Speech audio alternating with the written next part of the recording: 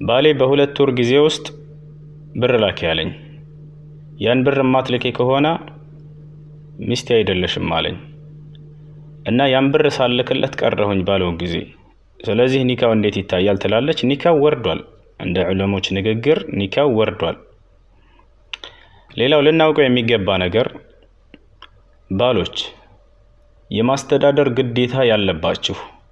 የቤት ወጭ ማንኛውንም ነገር መቻል ያለባችሁ እናንተ ላይ ነው ሸሪዓ በሴት ልጅ ላይ አላደረገውም ይሄን ነገር በወንድ ልጅ ላይ ነው ስለዚህ አንተ ነህ እንጂ መቻል ያለብህ እሱ አይደለችም አላህ Subhanahu Wa Ta'ala ይሄን አስመልክቶ ምን ይላል ወንዶች መቻል እንዳለባቸው الرجال قوامون على النساء ይላል ሱረቱ النساء ላይ ወንዶች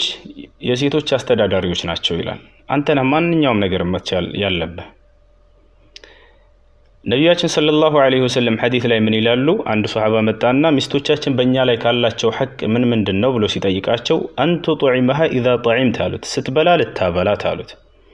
وتكسوها اذا اكتسيت ስትለብስ ልታለብሳት አሉት ولا تضرب الوجه አደራ አጥፍታ እንኳን መምታት ካለብህ ፊቷን እንዳትመታት አሉት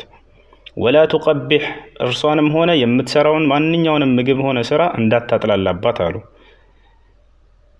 وألا تهجر إلا في البيت بيت ውስጥ እንጂ እንዳታኮርፋት ደግሞ ማክሮህ ካለብህ አሉ ውጭ ላይ አትኮርፍም ይሄ ሁሉ ሐቅ አለብህ አንተ ላይ ከተጠቀሱት መካከል የመጀመሪያው ምንድነው ስታበላ ልታበላት ስትበላ ልታበላት ስትለብስ ልታለብሳት